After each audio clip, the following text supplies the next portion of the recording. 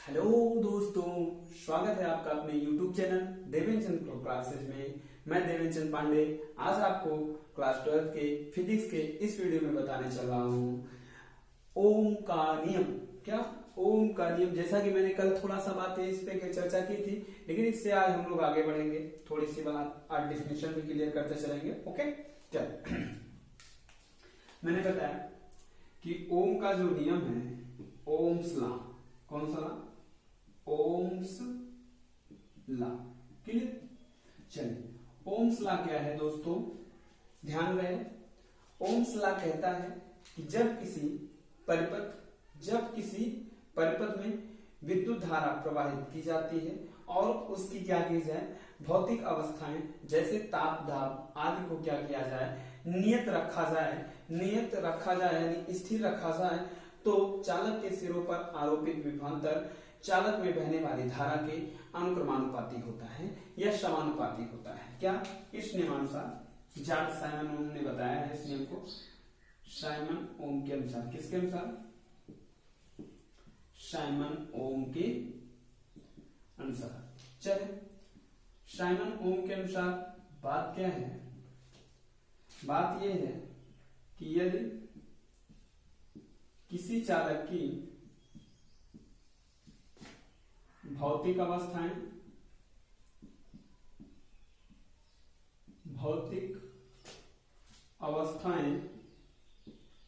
जैसे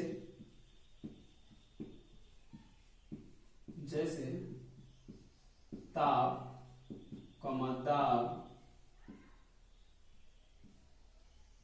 जैसे ताप दाब आदि को नियत रखा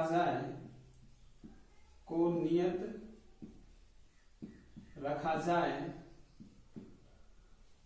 तो होता क्या है? नियत रखा जाए तो चालक के सिरों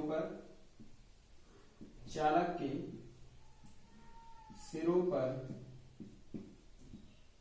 आरोपित विभवांतर क्या?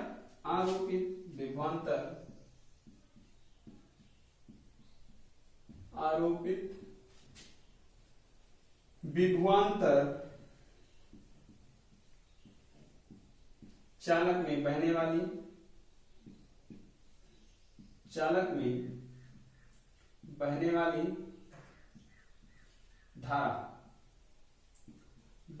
धारा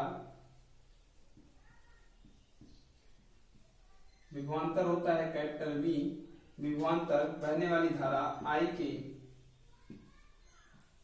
अनुक्रमानुपाती होता है या समानुपाती होता है, तो जो भी लिखना चाहें लिख सकते हैं। अनुक्रमानुपाती होता है। क्लियर? कोई डाउट नहीं? चल देखिए, अनुक्रमानुपाती होता है कौन? विभवांतर किसके? धारा के, यानी V is directly proportional to I। Simon's law says that if क्या at the constant state of at the constant physical state of a conductor then क्या? then ये कॉमा कर लेंगे, of a conductor then potential difference of conductor is directly proportional to flow of current, okay clear? V is directly proportional to I। Okay, समझ में आया ना? चल आगे देखिए, V प्रोपोर्शनल का साइन देगा तो यहां से एक आएगी कांस्टेंट वैल्यू R आ जाएगी और I, तो यहां से R क्या है? नियतांक है, कांस्टेंट वैल्यू है। V upon I is equal to R, that is नियतांक कांस्टेंट वैल्यू। क्लियर? यानी विभवांतर, ये नियम ये भी कहता है कि विभवांतर तथा धारा का अनुपात, विभवांतर तथा धारा, ये है विभवांतर पोटेंशियल डिफरेंस, ये है इलेक्ट्रिक करंट। विभवांतर तथा विद्युत धारा का अनुपात सदैव एक नियतांक होता है, सदैव एक नियतांक होता है। बात समझ में आई? चलिए आगे बढ़ते हैं, कोई दिक्कत नहीं। ये नियतांक जो R है यही है क्या? प्रतिरोध। R क्या है? प्रतिरोध है। चलिए अब बात करते हैं हम लोग किसकी? प्रतिरोध की। किसकी बात करते हैं? प्रतिरोध की। चलिए देखते हैं। तो दोस्तों, अगर आप चैनल पर पहली बार विजिट कर रहे हैं तो चैनल को सब्सक्राइब करें और बेल आइकन जरूर दबाएं। इसी प्रकार आपके नए नए वीडियो मिलते रहेंगे, सारी चीजें क्लियर होती चलेंगी। ओके, बेल आइकन जरूर दबाएं और चैनल को सब्सक्राइब करें। वीडियो पसंद आए तो दोस्तों लाइक ही जरूर करिएगा। चलें देखें, प्रतिरोध किसकी बात कर रहे थे हम लोग? प्रतिरोध, that is called resistance. Resistance, okay. Resistance क्या होता है? रेजिस्टेंस समझेंगे। रेजिस्टेंस है क्या? जो वैद्युत परिपथ है, क्या है? जो वैद्युत परिपथ है, तो धारा के मार्ग में जो रुकावट आती है, किसी परिपथ में हम विद्युत धारा प्रवाहित कर देते हैं, तो धारा जब बहना आती है तो सीधी सी बात है कि अगर कोई आगे बढ़ रहा है तो उसके मार्ग में कुछ ना कुछ, कहीं ना कहीं से रुकावट जरूर कोई ना कोई डालने की कोशिश करेगा। उसे ही कहते हैं प्रतिरोध। क्या कहते हैं? प्रतिरोध, रेजिस्टेंस कहते हैं। ठीक है ना? तो जब क्या होता है, ये इलेक्ट्रिक सर्किट है तो यहाँ पर वैद्युत प्रतिरोध होता है। कैसा प्रतिरोध होता है? वैद्युत प्रतिरोध होता है। बात समझ में आई ना? इलेक्ट्रिक रेजिस्टेंस होता है। जैसे आप हैं और आपका पड़ोसी है, ठीक है, आप बढ़ रहे हैं, धीरे धीरे उन्नति कर रहे हैं, प्रोग्रेस कर रहे हैं, आप बहुत ज्यादा पढ़ रहे हैं, तो अगला आपके जो पड़ोसी होगा वो आपकी ये कोशिश करेगा कि आप भैया पीछे आइए, काहे पढ़ रहे हो, थोड़ा ना पढ़िए। अब आप ही पढ़ रहे हैं, मम्मी कहती है चलो बेटा पानी ले आओ, चलो बेटा खाना ले आओ, है ना, ऐसा कुछ कहती है। पापा कहते हैं बेटा ये करो, पापा कहते हैं वो करो, है ना। तो यही क्या है? रेजिस्टेंस है। यानी किसी कार्य के मार्ग में रुकावट होना रेजिस्टेंस कहलाता है, वैद्युत प्रतिरोध कहलाता है, सॉरी प्रतिरोध कहलाता है। तो जब विद्युत परिपथ में होगा, विद्युत परिपथ का मतलब विद्युत धारा उसमें बहनी चाहिए, तो विद्युत धारा बहेगी तो वैद्युत प्रतिरोध होगा। बात समझ में आई ना? क्या? जब किसी चालक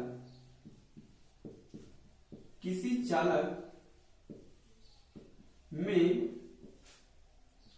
विद्युत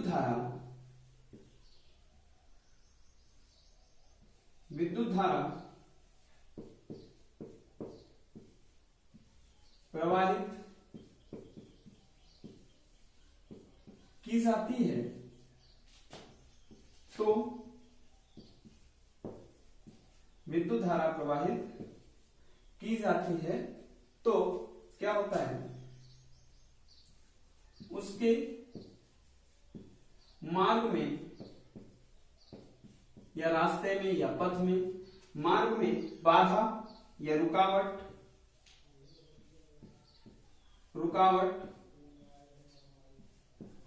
उत्पन्न हो जाती है, जिसे क्या कहते हैं? वैद्युत प्रतिरोध कहते हैं। क्या कहते हैं? वैद्युत प्रतिरोध कहते हैं। यानी किसी वैद्युत परिपथ में बाधा का उत्पन्न होना, यानी धारा के मार्ग में, धारा के बहने के रास्ते में रुकावट उत्पन्न होना, बाधा उत्पन्न होना ही क्या कहलाता है? वैद्युत प्रतिरोध कहलाता है। क्लियर? चलिए एक डिफिनेशन और देखना चाहेंगे। वैद्युत प्रतिरोध कहते हैं, एक डिफिनेशन और देखें, R = V/I होता है। तो यहां पर किसी चालक के सिरों पर उत्पन्न विभवांतर, किसी चालक के सिरों पर उत्पन्न विभवांतर, या हम कह सकते हैं जब किसी चालक में विद्युत धारा प्रवाहित की जाती है तो चालक के सिरों पर उत्पन्न विभवांतर, तो चालक के सिरों पर उत्पन्न विभवांतर तथा चालक में बहने वाली धारा I का अनुपात, I धारा I है, विभवांतर V है, का अनुपात, यानी अनुपात का मतलब अपॉन मतलब भाग बटा, ठीक है। अनुपात क्या कहलाता है? वैद्युत प्रतिरोध कहलाता है। क्या कहलाता है दोस्तों? वैद्युत प्रतिरोध कहलाता है। चलिए इतनी बातें क्लियर। चलिए इसका मात्रक देखते हैं। इसका मात्रक तो हम लोग ध्यान रखेंगे वैसे ओम, क्या निकाल लेंगे? ओम। लेकिन या एक इसका मात्रक और लिख सकते हैं, वोल्ट प्रति एम्पियर। वोल्ट प्रति एम्पियर। राशि कैसी है? अदिश राशि है। इसकी जो विमा होगी वो क्या होगी दोस्तों? चलिए V की विमा क्या होती है? V की विमा होती है m l square t minus 3 और a माइनस 1। ये किसकी विमा है? V की विमा है, विभवांतर की विमा है। I की विमा क्या होती है? A। I की विमा क्या होती है? A। भैया इसकी विमा क्या होती है? W upon Q। W upon Q। W का होता है ml स्क्वायर t माइनस 2 और अपॉन Q का मतलब 80, यानी क्या हो जाएगा? t माइनस 3 और a माइनस 1। क्लियर? आप समझ में? चलिए आगे इसको लिखते सकते हैं, एक ऊपर ले जाएंगे, यानी क्या हो जाएगा? ml square t minus 3 a minus 2। Clear? Any doubt? चलिए हो गया, समझ में आ रहा है ना? चलिए अब हम लोग बात करेंगे इसका जो प्रतीक है, सिंबल है, वो कैसा होता है। वैद्युत प्रतिरोध का जो प्रतीक होगा वो कैसा होगा दोस्तों? प्रतीक, सिंबल, प्रतीक, सिंबल। इसका रेजिस्टेंस का जो सिंबल होता है वो क्या होता है? ये हो गया, ये हो गया, ये हो गया, ये हो गया। ऊपर जा रहा है, नीचे जा रहा है, ऊपर जा रहा है, नीचे जा रहा है, लहर बम लहरी, है ना? That is called resistance. क्या कहलाता है? रेजिस्टेंस वैद्युत प्रतिरोध है। क्या है? वैद्युत प्रतिरोध का जो प्रतीक होता है वो ऐसा होता है। ठीक है, ध्यान रहे।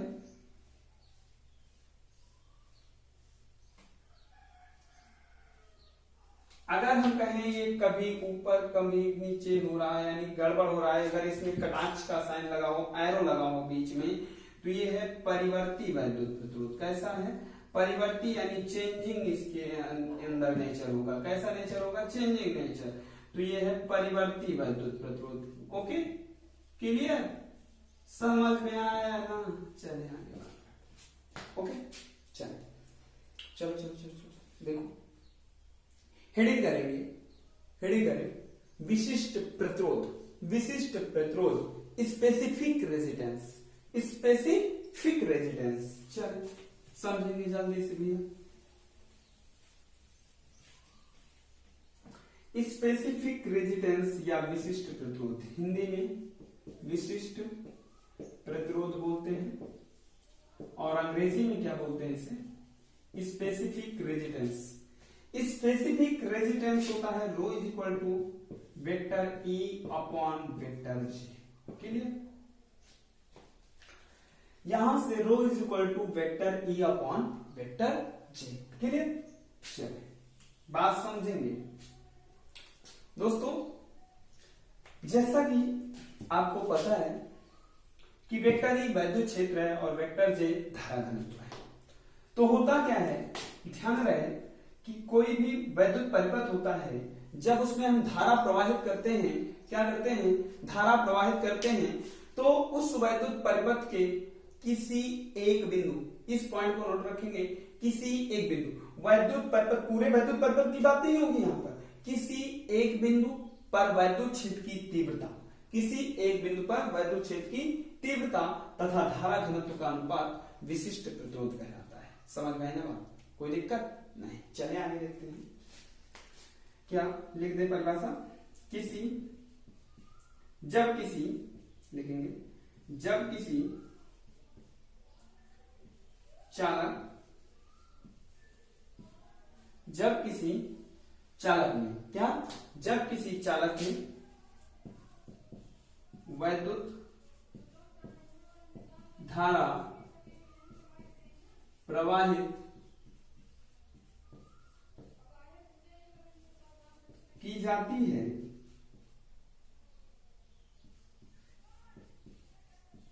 तो चालक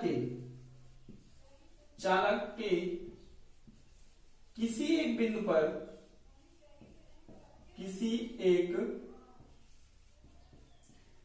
पर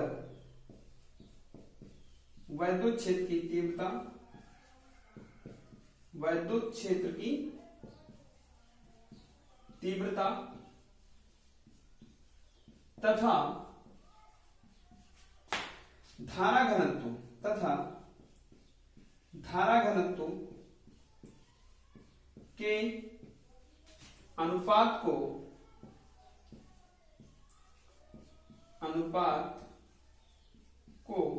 क्या कहते हैं? विशिष्ट प्रतिरोध कहते हैं। क्या कहते हैं? विशिष्ट प्रतिरोध। अनुपात को विशिष्ट प्रतिरोध कहते हैं। क्या कहते हैं? विशिष्ट प्रतिरोध कहते हैं। समझ में आएगा? तो rho is equal to vector E upon vector J. Clear? चल क्वेश्चन आता है, चले अभी थोड़ी सी आगे बात करेंगे ना। Rho is equal to vector E upon vector J. चले अगर इसको हम डेरिवेट करना चाहें, अभी आपने पढ़ा है R is equal to rho L upon A, यानी rho is equal to R A upon L. चले इसी को हम थोड़ा सा चेंज करते हैं, तोड़ते हैं। वी नो दैट हम जानते हैं कि वेक्टर इज इक्वल टू क्या होता है? v अपॉन एल, और vector j is equal to होता है i upon A. Clear? i upon A. समझ में आई ना बात? चलो इसको यहां पर पुट कर देते हैं, इसको रख कर दे। चलो नोट कर ले, जल्दी से नोट कर ले। ओके हो गया? चलो आइए रख करते हैं ना। चलो देखिए, समझ सको तो है ना, समझ सको तो समझ लो, दिल पर ध्यान नहीं। चलिए वेक्टर ई के स्थान पर रो इज इक्वल टू क्या हो जाएगा? वेक्टर ई के स्थान पर बी अपॉन एल अपॉन जे, जे के स्थान पर आई अपॉन ई। क्लियर? कोई प्रॉब्लम नहीं। चल यहां से आता है मेरे पास क्या? रो इज इक्वल टू ए को ऊपर ले जाएंगे, ये ऊपर जाएगा, ये आई नीचे आएगा, यानी क्या हो जाएगा? v upon I is equal to into में a upon L. Clear? v upon I into A upon L. तो यहां से v upon I is equal to, अभी मैंने पढ़ा है कि r होता है, r is equal to v upon I, पढ़ा ना? तो यहां से v अपॉन आई के स्थान पर हम लिख सकते हैं r, यानी rho is equal to r और a अपॉन एल। ठीक है? R A upon L. यहां से क्या हो जाएगा? कोई दिक्कत नहीं। चलो जो रो होता है, रो विशिष्ट पदार्थ, विशिष्ट प्रतिरोध। विशिष्ट प्रतिरोध क्या होता है दोस्तों? ये किसी पदार्थ का क्या, ये किसी पदार्थ का विशिष्ट गुण होता है या अभिलाक्षणिक गुण होता है, उसके अंदर का स्वयं का एक विद्यमान गुण होता है विशिष्ट प्रतिरोध। अतः निष्कर्ष इस सूत्र से क्या निकला कि विशिष्ट प्रतिरोध, ध्यान रहे, विशिष्ट प्रतिरोध किसी पदार्थ का अभिलाक्षणिक गुण होता है। यह पदार्थ की लंबाई, अनुप्रस्थ काट के क्षेत्रफल तथा पदार्थ की प्रकृति पर निर्भर नहीं करता है। यह किसी पदार्थ का अभिलाक्षणिक गुण होता है। बात समझ में? विशिष्ट प्रतिरोध किसी पदार्थ का क्या होता है? अभिलाक्षणिक गुण होता है। चलिए ये कैसी राशि है? अदिश राशि है। चलिए इसका मात्रक देखें। इसका मात्रक दोस्तों होता है ओ मीटर। क्या होता है? ओ मीटर। क्या होता है? मात्रक इसका जो होता है ओ मीटर। क्या होता है? ओ मीटर। दूसरा मात्रक इसका होता है वोल्ट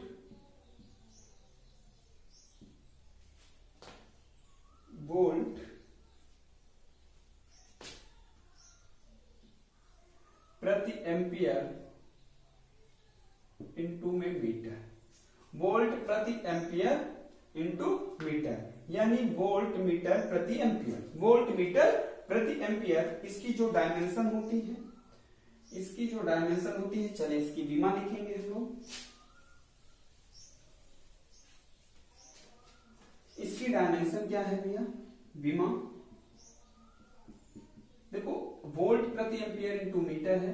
वोल्ट का मतलब होता है M L square T minus 3 और ए माइनस 1, क्लियर। इंटू में मीटर का मतलब होता है एल और अपॉन एम्पियर का मतलब होता है ए, क्लियर। ये आपका ऊपर जाएगा, यानी ये हो जाएगा एम एल की पावर 3 टी माइनस 3 और A minus 2, that is dimension of the specific resistance. Okay, चलिए अब बात करते हैं हम लोग, किसकी बात करते हैं, वैद्युत चालकता। किसकी बात, वैद्युत चालकता की बात करते हैं। इलेक्ट्रिक कंडक्टिविटी, वैद्युत चालकता, किसकी बात, वैद्युत चालकता। तो दोस्तों वैद्युत चालकता है क्या, इलेक्ट्रिक कंडक्टिविटी, कंडक्टिविटी। कंडक्टिविटी दोस्तों क्या होता है, इसे कैपिटल जी से व्यक्त करते हैं। जी इज इक्वल टू 1/r होता है।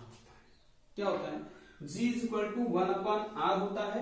यानी जो वैद्युत प्रतिरोध का व्युत्क्रम होता है वो क्या कहलाता है, वैद्युत चालकता कहलाता है। क्या कहलाता है, वैद्युत चालकता कहलाता है। समझ में आई बात। वैद्युत प्रतिरोध का उल्टा या व्युत्क्रम, ठीक है, या वैद्युत प्रतिरोध का प्रतिलोम, ठीक है। वैद्युत प्रतिरोध का प्रतिलोम क्या कहलाता है, वैद्युत चालकता कहलाता है। या कह सकते हैं वैद्युत प्रतिरोध का व्युत्क्रम वैद्युत चालकता कहलाता है। बात समझ में आई ना, वैद्युत प्रतिरोध का व्युत्क्रम क्या कहलाता है, वैद्युत चालकता कहलाता है। चलिए इसका जो मात्रक होता है दोस्तों, उसके मात्रक को देखते हैं। ये अदिश राशि ये भी होती है। इसका जो मात्रक होता है ये होता है महो, म्यो, म्यो या ओम इनवर्स। क्या, ओम इनवर्स, क्लियर। तो म्यो आर ओम इनवर्स इसकी यूनिट होती है, clear.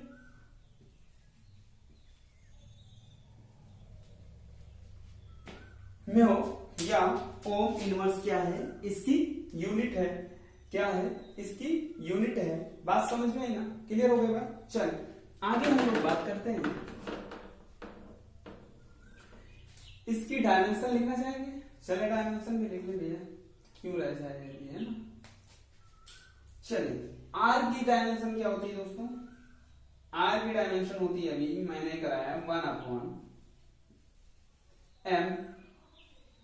L square T minus 3 ए माइनस 2, क्लियर। ये होती है आर की डायमेंशन, प्रतिरोध की विमा।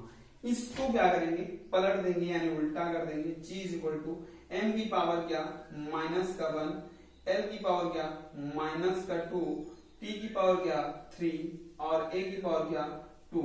ये है किसकी विमा, वैद्युत चालकता की विमा। किसकी विमा, वैद्युत चालकता की विमा, यानी कैपिटल जी की विमा है। एम की पावर -1, एल की पावर -2, टी की पावर 3 और ए स्क्वायर। चलिए अब हम लोग बात करते हैं विशिष्ट चालकता की, स्पेसिफिक कंडक्टिविटी।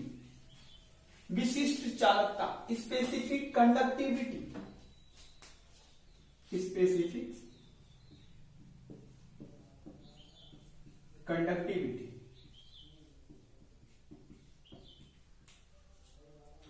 स्पेसिफिक कंडक्टिविटी होती क्या है दोस्तों, इसे सिग्मा से व्यक्त करते हैं। सिग्मा इज इक्वल टू 1/ρ होता है, क्लियर।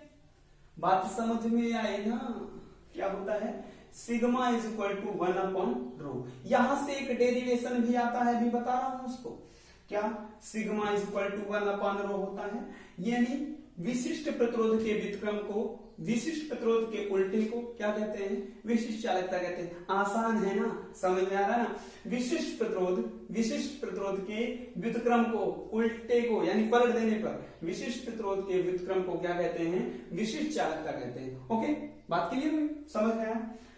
विशिष्ट प्रतिरोध के व्युत्क्रम को उल्टा, व्युत्क्रम उल्टा या प्रतिलोम विशिष्ट प्रतिरोध के व्युत्क्रम को विशिष्ट चालकता कहते हैं। क्लियर, समझ में आ रहा है? चलो, तो सिग्मा इज इक्वल टू 1/रो, रो को क्या ले सकते हैं? अभी हमने बताया रो इज इक्वल टू होता है वेक्टर ई अपॉन वेक्टर जे, ठीक है ना?